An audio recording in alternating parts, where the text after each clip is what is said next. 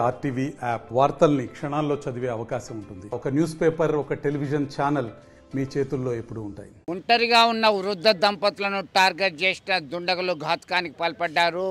కరీంనగర్ జిల్లా గంగాధర మండలం ఘర్షకుర్తి బీసీ కాలనీలో గజ్జల లక్ష్మీ శంకరయ్య దంపతులు ఉంటున్నారు. ఈ క్రమంలో గుర్తు తెలియని వ్యక్తులు మత్తుమందు దల్లారా లేదా విషప్రయోగం జరిగిందా తెలియదు, కానీ వృద్ధురాలి మెడలో ఉన్నటువంటి పుస్తల తాడు చోరీ అయినట్టుగా ఆలస్యంగా వెలుగులోకి వచ్చింది.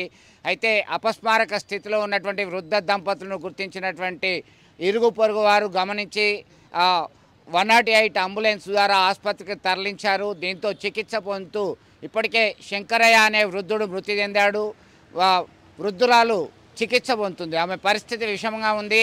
ఫోరెన్సిక్ డిపార్ట్మెంటు పోలీసులు రంగప్రవేశం చేశారు. ఏం జరిగింది, ఎవరు ఈ ఘాతుకానికి పాల్పడ్డారు, ఎందుకంటే ఆ వృద్ధ దంపతులకి సంతానం లేదు, ఎవరూ లేరు.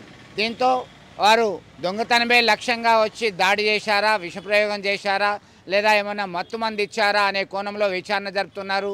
ఎంతమంది ఈ చోరీకి పాల్పడ్డారు, ఈ ఘాతుకానికి పాల్పడ్డారు అనే కోణంలో పోలీసులు సమగ్ర విచారణ జరుపుతున్నారు. త్వరలోనే అన్ని వివరాలు తెలుపుతానని చెప్పి స్థానిక గంగాధర ఎస్ఐ చెప్తున్నటువంటి పరిస్థితి.